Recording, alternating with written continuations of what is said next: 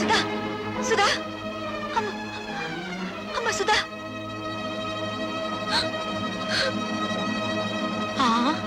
కళ్ళు తిరిగి పడిపోయిందంటే బహుశా నెల తప్పిందేమో. అమ్మని మొగుడు వదిలేశాడు, కూతురు చెడిపోయింది. ఆపండి. ఆ సూరిబాబు సుధమ్మను పొద్దుకూకి నాకు ఎత్తుకుపోతా ఉంటే మా ఎర్రబుజ్జి చూసింది. చెప్పవే. అవునండి, చీకటి గొంతులో ఆ బాబు ఎత్తుకుపోతుంటే నేను కళ్ళారా చూశాను. బావే, వాళ్ళిద్దరు ఆ గదిలోకి వెళ్ళడం నా కళ్ళారా చూశాను. అబద్ధం. గుడిసెలో ఉంటున్న దాని మాట గౌరవించి నేను అబద్ధం చెప్తున్నాను అనుకుంటున్నారా? మేడల్లో ఉండే వాళ్ళ గుడిసేడు బుద్ధులు ఉండకూడదేంటి? ఏం కూసావురా? ఇప్పటిదాకా మీరు కూసిన కారు కూతల కంటే తప్పుడు కూతలేం కుయ్యలేదు వాడు. రే సూరిగా, 24 గంటల లోపల డబ్బు కట్టకపోతే బుల్లబ్బాయి బలైపోతాడనుకున్నాను. ఇవాళ నువ్వు చస్తావనుకోలేదు. వాడి మీద చేయి పడితే శవాలు లేస్తాయి. చేసిన తప్పు ఒప్పుకోకపోతే మీ శవాలు కూడా మిగలవు, బూడిదే మిగులుతుంది. ఏంట్రా కూసింది నిన్ను? మర్యాదగా అందరూ డిస్పర్స్ అవ్వండి. మీరు కాల్చి చంపినా నిందపడిన నా చెల్లెల జీవితం తేలందే. ఇక్కడి నుంచి కదిలే పని లేదు. అంతే. కలెక్టర్ గారు ఫస్ట్ క్లాస్ మ్యాజిస్ట్రేట్ తో సమానం. రేపు ఆయన సమక్షంలో విచారణ జరుగుతుంది.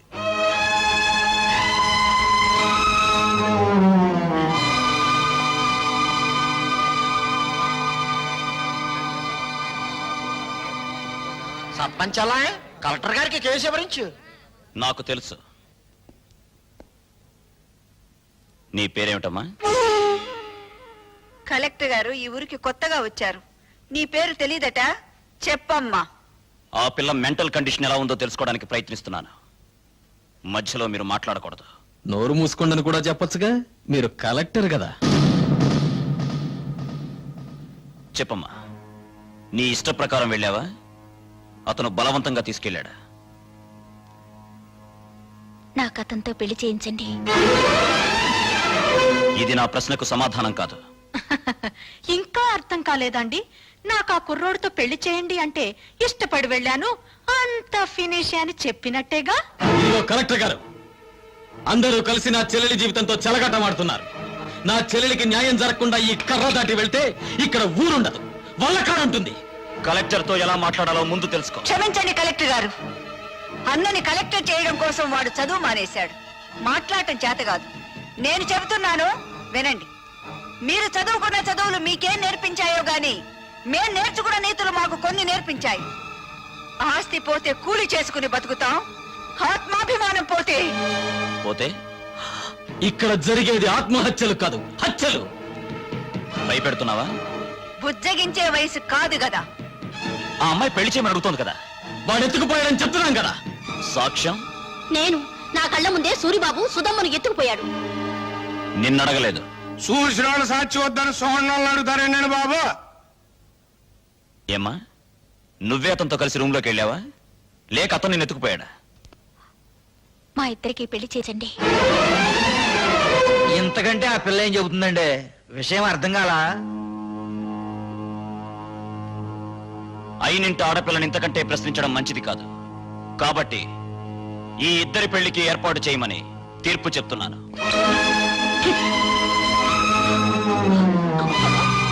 బాబాయ్ బాబా, ఆయన మొత్తకాయని తీర్పు చెప్పేసి వెళ్ళిపోతే సరిపోతేటండి. నా కొడుక్కి 5 లక్షల కట్నం ఇవ్వాలి.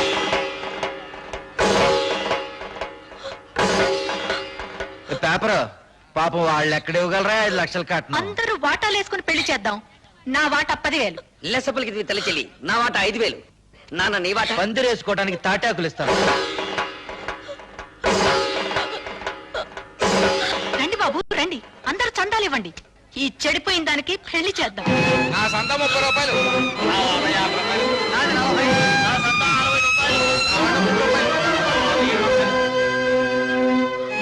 ఊళ్ళో తలెత్తుకోకుండా చేసావు కదా. వాళ్ళకి చెప్పడం ఇష్టం లేకపోతే నాకైనా చెప్పొచ్చుగా సుధా, సూరిబాబు అంటే ఇష్టమని. చేసిందంతా చేసి ఇప్పుడెందుకు ఏడుస్తావు? 5 లక్షలు ఎక్కడి నుంచి తేవాలి? నిన్ను గోదావరిలో తోసి నేను దూకాలి. ఎందుకు చేసావి పని? నేను చెడిపోలేదు.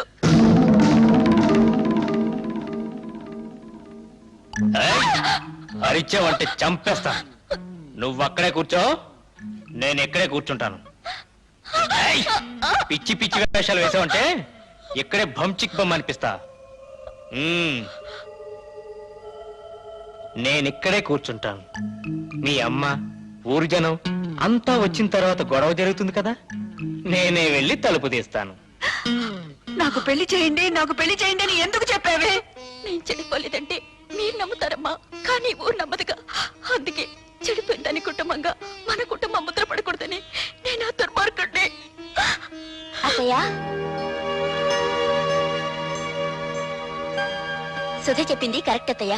పెళ్లికి ఏర్పాట్లు చేయండి, మిగతా డబ్బు రేపు తీసుకొస్తాను. ఆ రోజు నా కొడుకు నిన్ను పెళ్లి చేసుకోబోతున్నందుకు బాధపడ్డాను.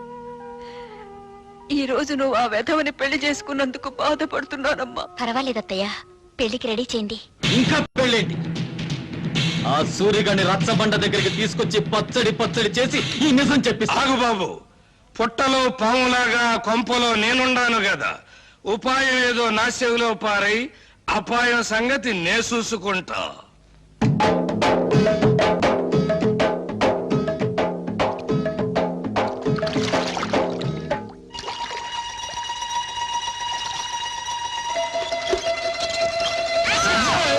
ఏంటో సచ్చినోడా, బాత్రూమ్ తలుపు తీసి అవతల పో. నాకేం తెలుసండి మీరు తలుపులు తీసుకుని తానం చేస్తున్నారని. బరువు వంపేసుకుని వెళ్ళిపోతా. సచ్చినోడా, తలుపు మూసి అవతల పోరా. బరువు దించుకు అబ్బా, పోరా.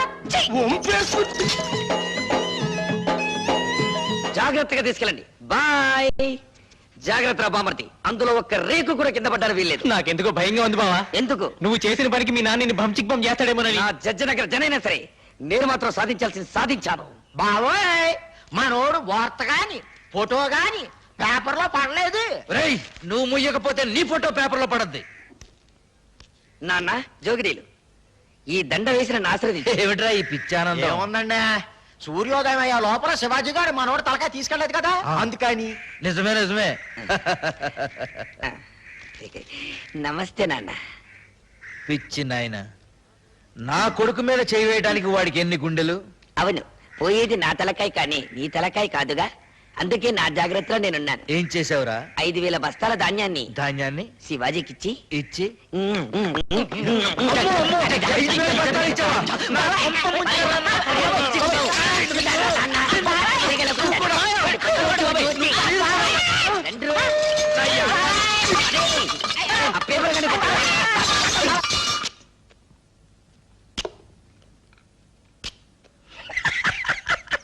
ఏమిట్రా? ఊరుకోండి అమ్మగారు, ఆ? చిక్కేస్తుందండి. ఏమిట్రోయ్, కొత్త పెళ్లి కొడుకులు అలా కులికిపోతున్నావు? బాత్రూమ్ లో మీ పేకర చూశాను కదండి, దెమ్మ తిరిగిపోయిందండి బాబు. అయ్య బాబాయ్, బాత్రూమ్ లో నేను స్నానం చేసేటప్పుడు నువ్వు చూసినట్టు ఎవరితో చెప్పకే. బాలేటూరండి, నేను ఎందుకు చూస్తాను అమ్మగారు, అత్తగారు లాంటి వాళ్ళు. అదేంట్రా, అత్తగారేంటి అమ్మగారు అల్లో? ఆ ఊరుకోండి, మీ పేకర చూసినప్పుడు ఎవరికి అమ్మాయిని పిల్ల బుద్ధి అవుతండి, అత్త అని పిల్ల బుద్ధి అవుతుంది. చాలే ఊరుకోరా. ఆ, ఇక్కడేమో ఇలా మాట్లాడతావు, అక్కడేమో వాళ్ళ తరఫునే సాక్ష్యం చెప్తావు. సచ్చినోడా. నాకేం తెలుసు అండి, ఎర్రబుజ్జి ఇట్లా చేస్తున్నానే, పాపమ్మ గారు ఒప్పుకోబట్టి సరిపోయింది. ఇంకా నయమండు మీతో తగ్గు పెట్టుకోలేదు. కుర్రోడైనా ఆ కలెక్టర్ భలే తీర్పిచ్చాడు కదా. ఆడో కళాసు చదివినండి, నాకేం తెలుసులండి, ముందో కళాసు లాగేసండి మీరు.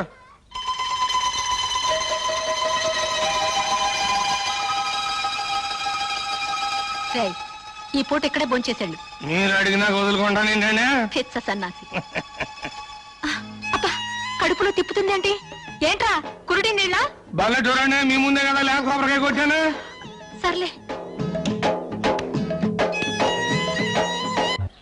వద్దంటే వెళ్ళలేదండి అమ్మగారు, చూడండి మన భాగవతం మొత్తం పబ్లిక్ తెలిసిపోయింది.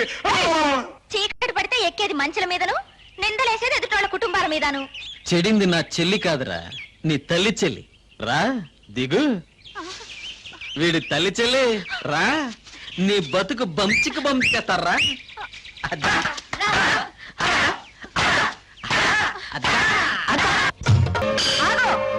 ఈ నా కొడుకు నాటకమాడి. నాటకమా?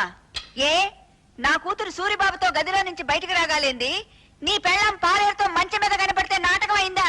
నాటకమే. ఇది మీరంతా కలిసి చేసిన కుట్ర. నువ్వు చేసిన కుట్ర కంటేనా? ఎత్తుకుపోవడానికి నువ్వేమన్నా నల్లపూసవా? మంచం మీద ఉండాల్సిన నువ్వు మంచి కల ఎక్కావు.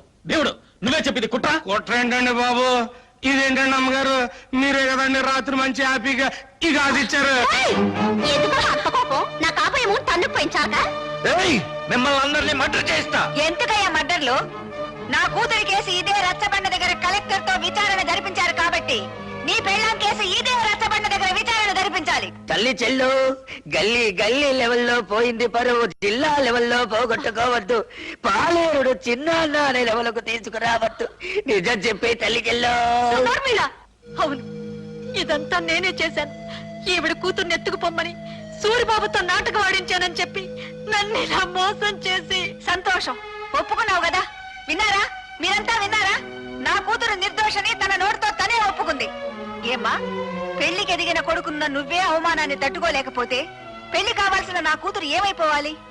శ్రీరాముడు భార్య శీలాన్ని నిరూపించడానికి అగ్ని పరీక్ష చేయిస్తే కూతురు శీలాన్ని నిరూపించడానికి నేను ఈ ప్రయోగం చేయించాను. తప్పైతే క్షమించండి. పదమ్మా. నాకు వాడి శవం కావాలి. నువ్వు నా మొగుడువైతే భార్యకు జరిగిన అవమానాన్ని తీర్చగలిగిన నేను తీరుస్తాను. ఇంట్లో ఆడి శవం నా కళ్ళారా చూసే వరకు ఆ కొంపలో నేను అడుగు పెట్టను. ఇక్కడే ఉంటాను. వాణ్ణి చంపు, వాణ్ణి చంపుకుంటే ఎదురుగానే ఉన్నాను. మా నాన్నకు ఈత వచ్చు దుర్యోధన్ రావు, ఆ సంగతి నాకు తెలుసు. నువ్వు సాక్ష్యం లేకుండా మా నాన్నను చంపి చేపల చెరువులో పారేశావు. ఇది తెలిసి ఎందుకు ఊరుకున్నానో తెలుసా? నిన్ను సాక్ష్యం లేకుండా చంపటానికి. ఈ రోజు నుంచి నీకు నాకు బతుకు పందెం. నా చేతిలో నువ్వు చస్తావో, నీ చేతిలో నేను చస్తాను. సాక్ష్యం లేకుండా చంపాలి. ఈ పూటకు నీ పెళ్ళాం నీకు సాక్ష్యం. అందుకే చంపకుండా వెళ్ళిపోతున్నా. నాకు వాడి శవం కావాలి. వాడి శవం కావాలి. శవం కావాలి. శవం కావాలి. ఇన్నాళ్ళు తల్లి చెల్లి తల్లి చెల్లి అని నోరారా పిలుచుకుంటారు. ఇక నుంచి పిచ్చి తెల్లని పిలవాలి కాబోలు. అంటే 5,000 బస్తాలు పోయినేనా పిచ్చి చూపులు?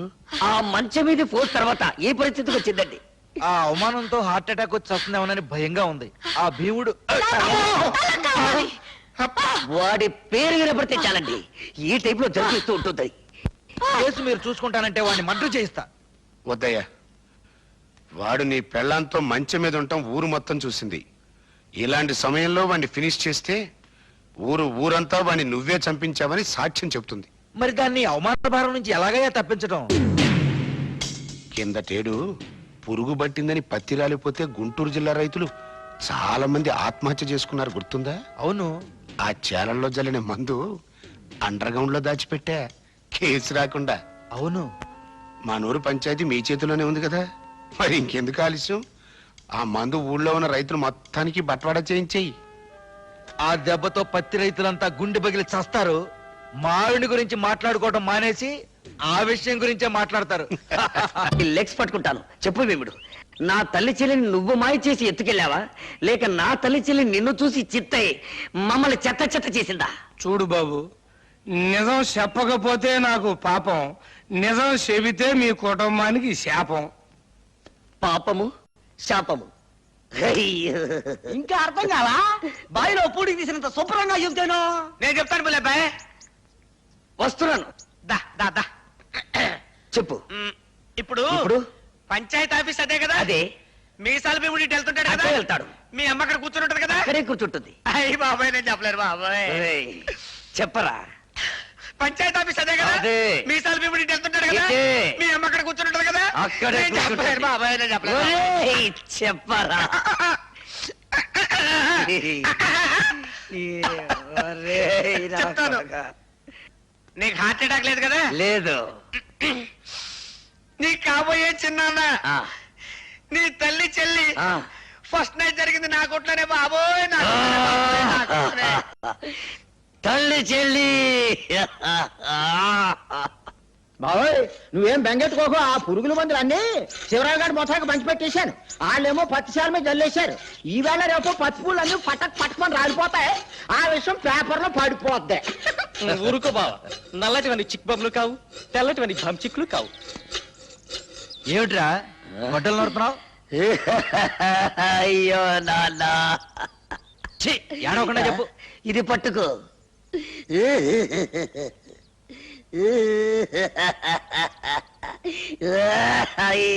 ఏమిట్రా ఈ పిచ్చి వేషాలు? పిచ్చి వేషాలు కాదు నాన్న. పరశురాముడు ఏం చేశాడు? తల్లిని చంపాడు. ఎందులకు?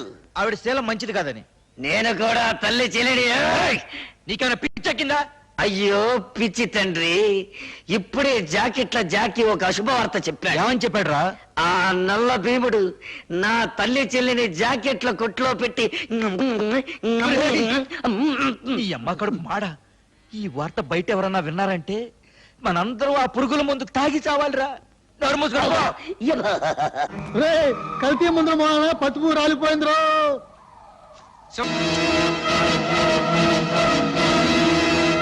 ఆర్తనాదాలా, హాహాకారాలా? చెప్పాను కదంటయ్యా, టాకు మారిపోద్దని. ఆ. ఏంటి? ఎవరు? వాళ్ళతో పాటు చచ్చిపోయింది ఎవరయ్యా? నీ తమ్ముడు.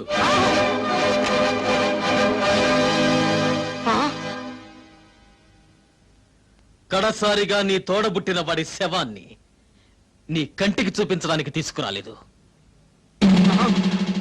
హిందూ సిద్ధాంతాన్ని నమ్మిన వాళ్ళం కదా. అన్నవి నువ్వు బ్రతుకుండగా ఆయనకి తలకొరివి నేను పెట్టకూడదు. అందుకే శవాన్ని ఇక్కడికి తీసుకొచ్చాను. నిన్ను మా ఊరికి తీసుకెళ్ళచ్చు, కానీ తలకొరివి పెట్టడానికి మిగిలుండకుండా రైతులు నీ తల తరిగి పెడతారు. ముప్పావల పేళ్లతో ఎంపీ గారి తమ్ముడి శవాన్ని తగలబెడితే గొప్పే ఉంది, తప్పు కూడా. అందుకే ఎక్కడెక్కడి నుంచో తెప్పించుకున్న గంధపు చెక్కల సామానంతా ముక్కలు చేసి పేళ్లుగా మార్చి చితిని పేర్చి తగల.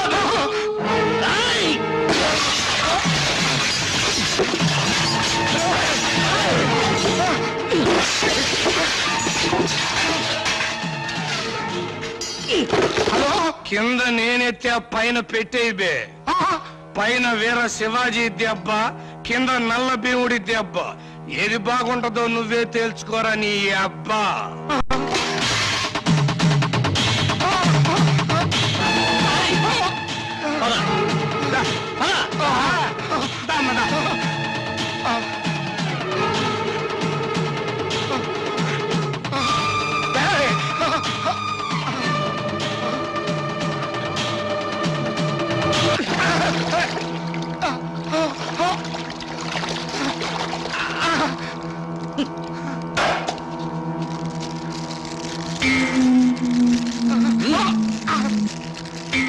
తీసుకో, అంటించు.